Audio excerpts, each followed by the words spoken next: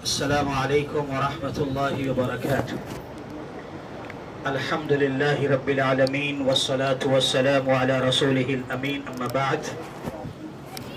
قال اللہ تعالی قال انما يتقبل اللہ من المتقین۔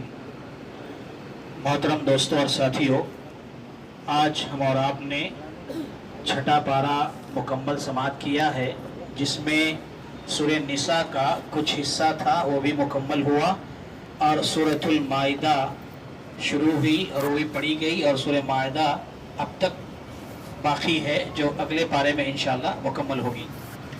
اختصار کے ساتھ اب تک ہم نے سورہ بقرہ، سورہ آل عمران، سورہ نساء اور سورہ مائدہ جو پڑھی ہے، ان ساری سورتوں کا دو لائن میں ایک اختصار کے ساتھ ایک بات بتانا چاہتا ہوں تاکہ ہمیں پورا خاکہ سمجھ میں آ جائے۔ سورہ فاتحہ میں ہم نے دعا کی اہدنا الصراط المستقیم صراط الذین انعمت علیہم غیر المغضوب علیہم ولا الضالین آمین۔ تو اللہ تعالیٰ سے ہم نے مانگا، سورہ فاتحہ میں ہر رکعت میں مانگتے ہیں، کیا مانگتے ہیں؟ اللہ ہمیں ان کے راستے پر مت چلانا جس پر تیرا غصہ نازل ہوا، غضب نازل ہوا۔ اس سے مراد یہود ہیں، ان کا تذکرہ اللہ نے سورہ بقرہ میں تفصیل سے کیا ہے۔ پھر ہم دعا کرتے ہیں اللہ تعالیٰ گمراہوں کے راستے پر مت چلا۔ ان کا گمراہ کون لوگ ہیں؟ عیسائی ہیں۔ ان کا تذکرہ اللہ تعالیٰ نے سورہ بقرہ کے بعد سورہ آل عمران میں تفصیل سے کیا ہے۔ پھر اس کے بعد ہم نے جو دعا کی صراط الذین انعمت علیہم، اے اللہ ان لوگوں کے راستے پر چلا جن پر تو نے انعام کیا ہے، تو اللہ تعالیٰ نے ان کا تذکرہ سورہ نساء میں کیا، کہا من یطع اللہ والرسول فاولئک مع الذین انعم اللہ علیہم من النبیین والصدیقین والشہداء والصالحین وحسن اولئک رفیقا۔ تو یہاں سورہ بقرہ، سورہ آل عمران، سورہ نساء، ان تینوں صورتوں میں اختصار کے ساتھ اگر سمجھنا چاہتے ہیں آپ، تو یہی ہے کہ ہم نے جو سورہ فاتحہ میں دعا کی تھی اس کی تفصیل اللہ نے ان تینوں صورتوں میں بیان فرمائی۔ اس کے بعد سورہ مائدہ ہے۔ سورہ مائدہ میں بھی کمال کی بات ہے کہ اہل علم نے لکھا ہے کہ یہود و نصارہ کی گمراہیاں، ان کی خباثتیں، ان کی شرارتیں اتنی زیادہ تھی جو اللہ نے بیان فرمائی ہیں، آپ نے سب نے سنا ہے۔ ان سب کے باوجود اللہ تبارک و تعالی سورہ مائدہ کے اندر دونوں کو خطاب کر کے کہتا ہے وَلَوْ أَنَّ أَهْلَ الْكِتَابِ، اگر یہ اہل کتاب ان سب کے باوجود جو کچھ گمراہ ہوئے، ستائے، شرارتیں کی، انبیاء کے قاتل بنے، اللہ کی شان میں گستاخی کی، اور عیسائی جو ہے وہ تین خداؤں کا عقیدہ رکھتے ہیں، یہ ساری چیزیں ایک طرف، اس کے بعد اللہ تعالیٰ کہتا ہے وَلَوْ أَنَّ أَهْلَ الْكِتَابِ، ان سب کے باوجود اگر اہل کتاب یہود و نصارہ آمنو، ایمان لے آئیں، وَاتَّقَوْا، اور ڈر جائیں اللہ تعالیٰ سے، تقوی اختیار۔ اللہ کتنا رحیم ہے ہمارا، دیکھو اللہ ہمارا کتنا غفار ہے، کتنا مہربان ہے۔ ان سب کے باوجود، اتنی شرارتوں کے باوجود اللہ کہہ رہا ہے اگر اس کے باوجود بھی یہود و نصارہ ایمان لے آتے ہیں، تقوی کی زندگی اختیار کر لیں، تو اللہ نے کہا لَكَفَّرْنَ عَنْهُمْ سَيِّئَاتِهِمْ وَلَأَدْخَلْنَاهُمْ جَنَّاتِ النَّعِيمِ، تو ہم ان کے سارے گناہوں کو معاف کر دیں گے اور ان کو نعمت والی جنت میں داخل کر دیں گے۔ اللہ اکبر، یہ ہمارا رب ہے میرے بھائیوں، دوستوں اور ساتھیوں۔ تو ہم سب کے لیے یہ پیغام ہے، یہ نصیحت ہے کہ اپنے رب پر ایمان تو ہم نے لائے ہیں، اور ایمان ہمارا گھٹتا بڑھتا بھی رہتا ہے، اس کا محاسبہ موازنہ ضروری ہے، اور ساتھ ہی ساتھ تقوی کی زندگی اختیار کرنا ہم سب کے لیے بہت ضروری ہے۔ اللہ سے دعا کریں کہ اللہ تعالی ہم سب کو اس کی توفیق عطا فرمائے۔ یہ سورہ مائدہ ہے، مائدہ کے معنی دسترخوان ہوتے ہیں۔ عیسیٰ علیہ السلام سے مطالبہ کیا گیا تھا آسمان سے دسترخوان اتارنے کے لیے، کھانا اتارو، اس سلسلے میں کچھ باتیں آئی ہیں، وہ انشاءاللہ وقت رہا تو اگلی ملاقات میں بات ہوگی۔ لیکن میں نے جو آیت ابھی آپ کے سامنے پڑھی ہے، اس میں اصل میں ایک چیز کی طرف اشارہ کرنا ہے، چونکہ رمضان کا مہینہ گزر رہا ہے، اس لیے اس سلسلے میں ایک بات کہنی ہے، اس لیے میں نے اس آیت کا انتخاب کیا ہے۔ اللہ تعالیٰ نے سورہ مائدہ کے اندر آدم علیہ السلام کے دونوں بیٹے قابیل اور حابیل کا تذکرہ کیا ہے۔ قابیل قاتل تھا حابیل کا۔ اب یہ دونوں جو بھائی تھے، ان دونوں کے درمیان اختلاف ہوا اور جھگڑے ہوئے، یہاں تک کہ قابیل نے حابیل کو قتل بھی کر دیا۔ بہرکیف خلاصہ یہ ہے کہ اللہ تبارک و تعالی نے حکم دیا تھا کہ تم دونوں قربانی دو، جن کی قربانی اللہ قبول کرے گا وہ کامیاب ہوگا. تو اللہ تعالیٰ نے یہاں ایک اصول بتایا، فارمولہ بتایا، انما یتقبل اللہ من المتقین، کہ جو متقی ہوتے ہیں، پرہیزگار ہوتے ہیں، اللہ سے ڈرنے والے ہوتے ہیں، ایسے لوگوں کی قربانیوں کو اللہ قبول کرتا ہے. تو معلوم یہ ہوا کہ چاہے قربانی ہو، نیک اعمال ہو، اللہ کی عبادت و بندگی ہو، اللہ اسے قبول کر لے، کامیاب انسان ہے. ہم رمضان کے مہینے میں اتنا لمبا لمبا قیام کر رہے ہیں، قرآن پڑھ رہے ہیں، تلاوت کر رہے ہیں، صدقات و خیرات کر رہے ہیں، لوگوں کی مدد کر رہے ہیں، سب کچھ کر رہے ہیں، لیکن اگر اللہ نے قبول نہیں کیا تو سب بیکار، سب برباد.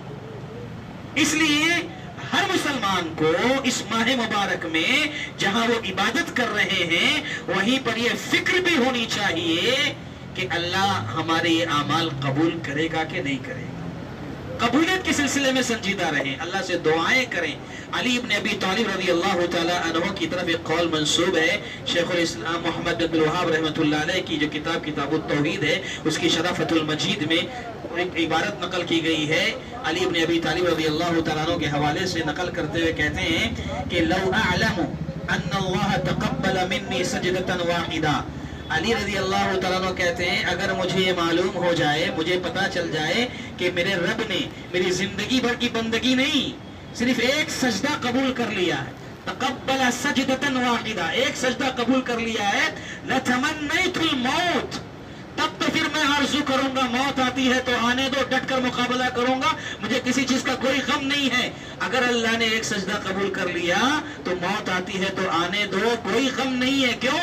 اس لیے کہ اللہ نے کیا فرمایا، انما یتقبل اللہ من المتقین، اللہ تعالیٰ متقیوں کے اعمال قبول کرتا ہے. اس کا مطلب یہ ہوا کہ اگر اللہ نے میرا ایک سجدہ قبول کر لیا، ساری زندگی کی بندگی نہیں، ایک سجدہ بھی قبول کر لیا تو گویا میرے رب نے مجھے متقیوں میں شامل کر دیا ہے، اور جب متقی بن گیا تو کامیاب ہو گیا. اور روزے کا مقصد بھی وہی ہے، یا ایھا الذین آمنوا کتب علیکم الصیام کما کتب علی الذین من قبلکم لعلکم تتقون.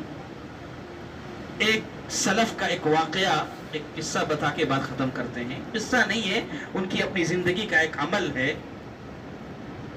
حاتم اصم رحمہ اللہ، ان کے بارے میں آتا ہے کہ بہت بڑے عبادت گزار تھے، بڑے خوشی اور خضوع کے ساتھ ان کی عبادتیں ہوا کرتی تھی. کسی نے ایک دن ان سے پوچھا، کیف تخشع فی صلاتک، تم اپنی نمازوں میں خوشی اور خضوع کیسے پیدا کر لیتے ہو؟ اتنی زیادہ رغبت، اتنا زیادہ استحضار تمہاری نمازوں میں کہاں سے آ جاتا ہے؟ کیسے پیدا کر لیتے ہو؟ تو انہوں نے جواب دیا، اذا اردت ان اصلی، میں جب نماز پڑھنے کے لیے کھڑا ہوتا ہوں، نماز کا ارادہ کرتا ہوں، اتصور، تو میں تصور کرتا ہوں، سوچتا ہوں. کیا سوچتا ہوں؟ ان الجنت عن یمینی وان النار عن یساری وان ملک الموت خلف ظہری وان الصراط تحت قدمی وان الکعبۃ امامی. میں یہ سوچتا ہوں کہ میرے دائیں طرف جنت ہے، میرے بائیں طرف جہنم ہے، میرے پیٹھ کے پیچھے موت کا فرشتہ روح قبض کرنے کے لیے کھڑا ہوا ہے، پیر کے نیچے پل صراط ہے اور سامنے کعبہ ہے. ان سارے احساسات کے ساتھ میں اپنے رب کی عبادت کرتا ہوں، تب جا کر کے ایسا خوشی پیدا کر پاتا ہوں. پھر اس کے بعد کا جملہ جو مجھے بتانا ہے وہ اصل ہے. کہا ثم بعد ذلك، اس سب کے باوجود، اتنے سارے اہتمامات کے باوجود، لا ادری، میں نہیں جانتا، مجھے نہیں پتا، اقبلت ام ردت علیہ، کہ میری یہ نماز جو میں نے اتنے اہتمام کے ساتھ پڑھی ہے اللہ نے قبول کر لی ہے یا رد کر دی. ہم سب کے لیے لمحے فکریہ ہے. یاد رکھو، بھلے سے اب لمبا لمبا قیام کر رہے ہیں، سب کچھ کر رہے ہیں، لیکن اگر خشوع نہیں، خضوع نہیں، اخلاص نہیں، رب کو راضی کرنا مقصود نہیں، اور یہ فکر نہیں کہ رب قبول کرے گا نہیں کرے گا، تو پورے مہینے آپ کتنا بھی عبادت کرو، کتنے بھی مال خرچ کرو، کچھ بھی کرو، کوئی فائدہ نہیں، کوئی حاصل نہیں. اس لیے اللہ کی بارگاہ میں اپنی دعاؤں میں یہ دعا شامل کر لو کہ اللہ قبول فرما لینا. ابراہیم علیہ السلام، اسماعیل علیہ السلام اللہ کا گھر خانہ کعبہ بنا رہے، ایک ایک اینٹ اور پتھر لا کر گھر کو بنا رہے ہیں اور اللہ سے دعا بھی کرتے جا رہے ہیں، ربنا تقبل منا انک انت السمیع العلیم. علامہ ابن کثیر رحمۃ اللہ علیہ نے اس آیت کی تفسیر میں لکھا ہے، بعض سلف کا قول کہ بعض سلف کے بارے میں آتا ہے کہ جو اس آیت پر پہنچتے ہیں ربنا تقبل منا انک انت السمیع العلیم، تو پڑھتے پڑھتے ان کی آنکھوں میں آنسو آ گئے، رو دیے وہ. اور روتے ہوئے انہوں نے کہا خلیل الرحمن تبنی بیت الرحمن وتخاف الا يقبل عملك، کہ رحمان کے خلیل ہو، رحمان کے حکم سے رحمان کا گھر بنا رہے ہو، پھر بھی تمہیں ڈر لگا ہوا ہے کہ تمہارا یہ عمل قبول ہوگا کہ نہیں ہوگا. اللہ اکبر. اس قدر فکر مند تھے کہ اللہ قبول کرے گا کہ نہیں کرے گا. اور خود اللہ کے نبی محمد الرسول اللہ صلی اللہ علیہ وسلم نے دعا سکھائی ہے. ہر فجر کی فرض نماز کے بعد یہ دعا پڑھا کرتے تھے اللہ کے نبی صلی اللہ علیہ وسلم، اور تلقین بھی پڑھیں. کون سی دعا؟ اللہم انی اسألک علما نافعا ورزقا طیبا وعملا متقبلا. اے اللہ میں تجھ سے سوال کرتا ہوں علم نافع کا، میں تجھ سے مانگتا ہوں رزق طیب، یعنی حلال روزی اللہ نصیب فرما. حرام روزی سے پناہ چاہتا ہوں اللہ، جو حلال ہو طیب ہو وہ روزی مجھے نصیب فرما.